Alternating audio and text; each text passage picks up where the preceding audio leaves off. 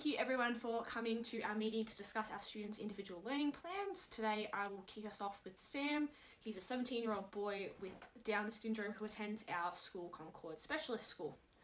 So Sam is quite overweight and he does have a heart condition called tachycardia, which means his heart does beat very rapidly sometimes. So Sam comes from a single parent family where his mother is his primary carer. So as Sam does have Down syndrome, he may need skills and activities broken down into smaller steps and sometimes more time allowed for processing of instructions. Sam may also benefit from repetition of learnt movements to help retain the skills. As his mother is a single parent and is Sam's primary carer, we may need to keep in mind the language used around students regarding parents and that not all students have both or even one of their parents. The use of the term guardian, carer or parent may be more appropriate compared to terms such as mum and dad, so we just got to be mindful of that. Alternative information around tachycardia does suggest that exercise can be a protective factor and can help minimise some of the health risks regarding his heart condition. We just need to ensure that we keep an eye on Sam when we are teaching him to ensure that if he does experience any lightheadedness or dizziness that we get on top of that and contact the relevant people. So Sam is extremely outgoing and social and has a love and passion for AFL football and anything to do with the Richmond Tigers. As he is overweight, he has some slightly limited mobility, and so we just have to keep that in mind when creating modifications for activities or implementing the previously designed ones.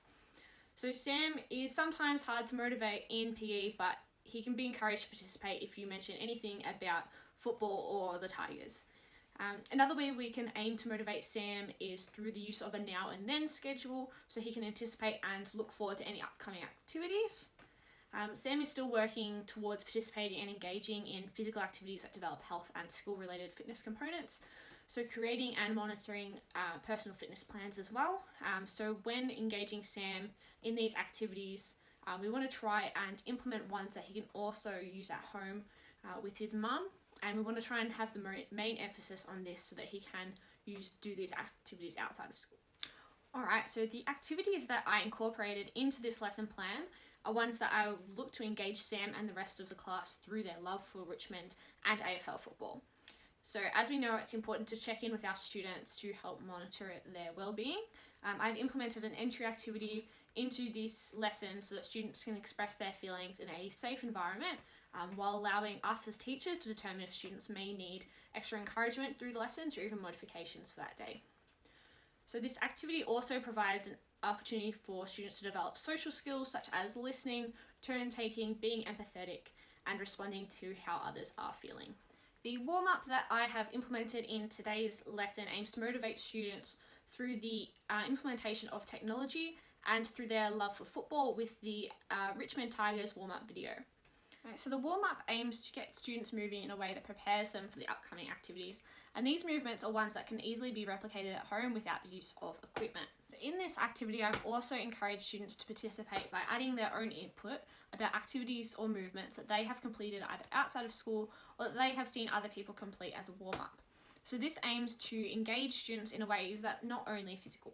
The next activity in the lesson plan is an AFL handball style / target practice activity.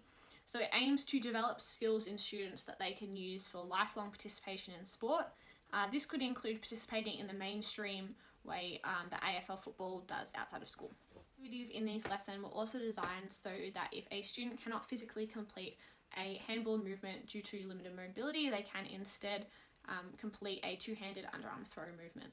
So these activities were created with reverse integration in mind. So while they were originally created for individuals experiencing Down syndrome, they can definitely be modified for students that do not experience disability. So the last activity of the lesson acts as a culminating event where students come together to participate in groups. So the rules of the activity do not actually explicitly state that the relay is a competition or a race, but instead it puts an emphasis on the correct technique and rewards students for their efforts. So keeping in mind that you have a group of students that believe would benefit from added competition, then this can definitely be incorporated. So by focusing on the skill development, cooperation in groups, and the inclusion of their teammates through the modifications, this activity aims to promote lifelong skills that can be used in all aspects of a student's life. So the social nature of working in groups takes a strengths-based approach based on Sam's outgoing nature. So the activity encouraged is development of his and his peers' leadership skills and aims to promote enjoyable participation for everyone. So this lesson adheres to legislative requirements such as the Victorian curriculum's content descriptors and achievement standards, which this lesson was based around. And as we all know, the Department of Education and Training is committed to embedding inclusive education in school environments for all of those with a disability or with those experiencing additional needs. So in doing so, all schools have to abide by the Equal Opportunities Act, which protects people from discrimination against individual attributes, including disabilities. So another way we abide by the legislative requirements are by the Melbourne Declaration's educational goals for young Australians. So the first goal, which is Australian schooling promotes equity and excellence. So we do this by providing access to high quality schooling free from discrimination. We promote personalised learning that aims to fulfil diverse capabilities. So these legislative requirements ensure that inclusion of people experiencing disabilities is not only a morally important focus, but is required by law. So the teaching strategies that are implemented in this lesson that encourage participation, inclusion and engagement are collaborative learning and group activities. Since we have such a social and outgrowing group of students, this promotes the use of group work to help motivate and encourage students. Using student demonstration, so students who are confident in sharing their knowledge can be encouraged to be a role model for others by demonstrating.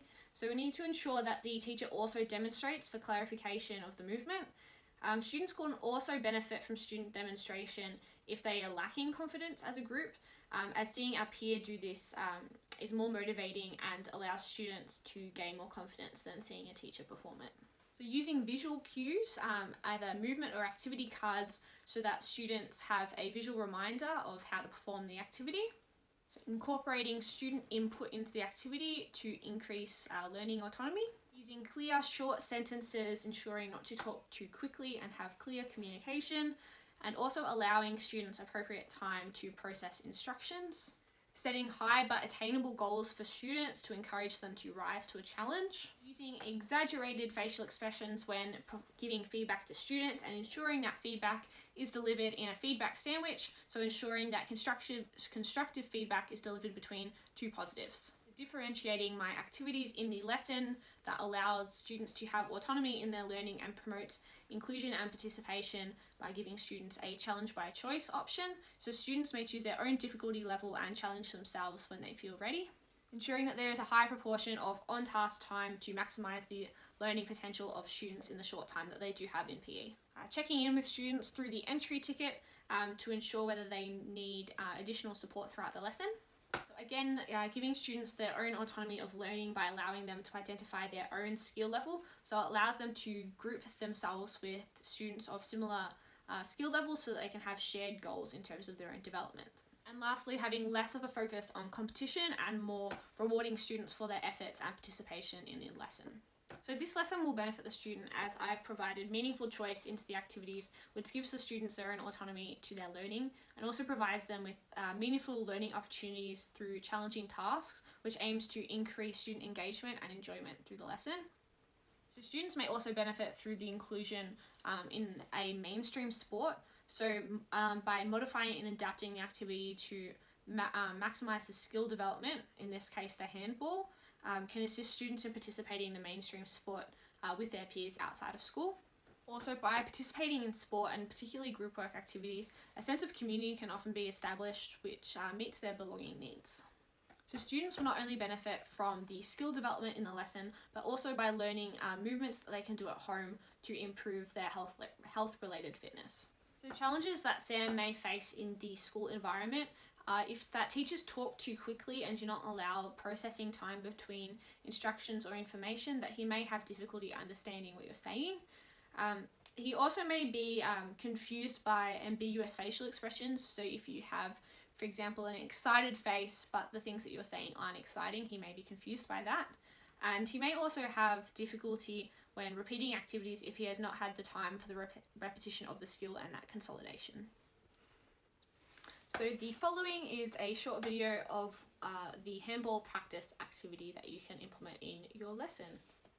done everyone on participating in that AFL style warm-up. I want to thank everyone that tried their hardest in that, and I want to thank especially those who added things to the warm-up for extra ideas that we could participate.